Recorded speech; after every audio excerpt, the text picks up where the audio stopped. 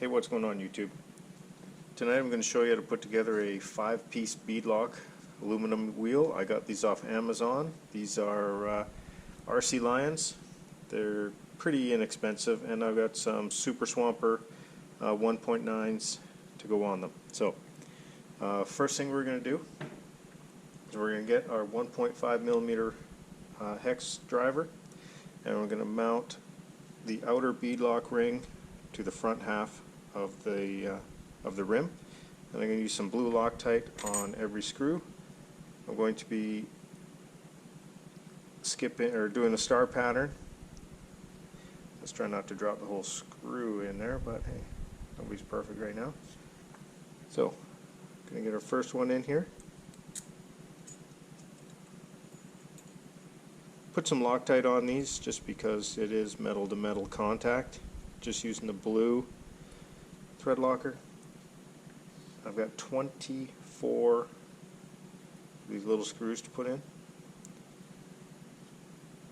and we're just going to go around in a star pattern. Like I said, we're going to do the first one, leaving every second screw hole open, and then we're going to go around and finish the rest.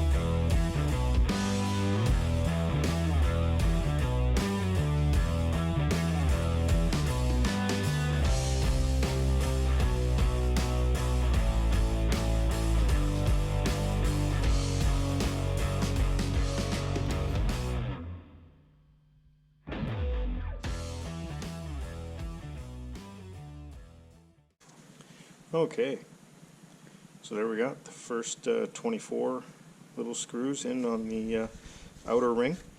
Now the next step, I'm going to put the hub on the back with the 6 larger screws, and those will go in with my 2.5 millimeter hex wrench. We'll throw some Loctite on those as well.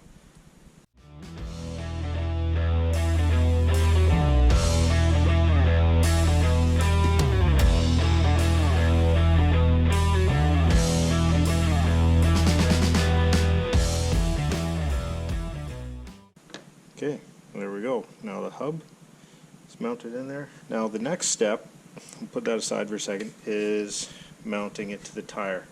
There is a lot of debate. I've talked to lots of different people. I'm fairly new to rock crawling. This is my first rock crawler here, my SEX10 2, and it's just got the plastic glued on wheels, not beadlocks, with just your standard foams in them. These ones come with foams. Now there's, I'll take this out for you to have a look at. This is just a single stage cellular foam. Pretty soft, but I've seen other guys do it and I really want to try it. I'm going to go foamless. I'm going to keep these foams, put them to the side, so that if I ever decide I can go back. This one here, all 3 of these actually, I've already done them with no foams, and there is no air leakage. That is nicely sealed. So, and it's going to have some good gripping power. I think it can really mold onto the rocks. So I'm going to give it a try. I may go back. I may get some 2-stage foam. I don't know. I'm just going to try it and see where it goes. So we're going to take our inner ring and slip it inside, like so. The outer ring that we just finished, nice 2-stage, kind of like a gunmetal on the inside, and then the black ring on the out. So I'm going to slip that in, work the tire bead up onto the edge till it sits flush. Now comes the hard part with doing foamless, is I don't want to put any pressure on this tire while I'm trying to push this in. Because once it seals, I want to make sure it's got the maximum amount of air in it that it can. So I'm going to take the inside ring, line up, so you can see it there, these 5 ears, the little tabs that the screws go in. I got to line them up with the holes in there. So I'm going to try and settle on top while I work the lip.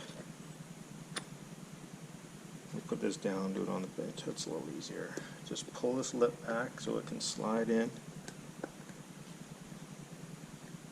Try and get the lip out to the outside without pushing on the tire too much. Okay, it's all the way in now. There we go, the ears are just a little misaligned. So it's nice and in now. Now is, I only want to hold it by the rim. I don't want to put any pressure on this tire as I tighten these down. I'm going to use my 2mm hex, a little bit of Loctite on each one, and again, just very little, no pressure on the tire as to squeeze any of the air out. So the reason why I did the first 3 off camera, there's a little bit of trial and error to make sure that all the air, or as much as the air, stayed in them as possible. So leave a note in the comments below. Please subscribe, give me a like, share this video with friends. Got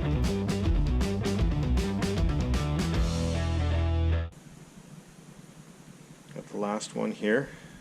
Make sure you get some Loctite on there. These ones I do not want these screws to back out at all, as that will allow the tire to leak.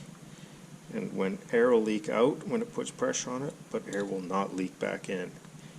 And if it leaks out, I will have to disassemble the whole tire and wheel assembly and do it all over again. So going around putting final torque on all these 5 inside screws.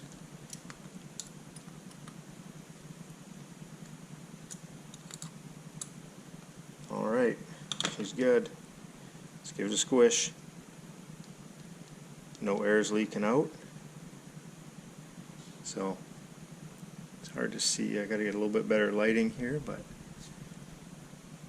it's definitely going to be able to roll and really grip those rocks. These are a nice soft compound. The tread pattern here is, let's see if we can get a good view of that. But the Super Swampers got these nice big outer lugs that can grip onto rocks, so I think these are going to work good. But again, trial and error. I'm fairly new to the crawling scene, so let's grab the cross wrench and throw them on the Jeep.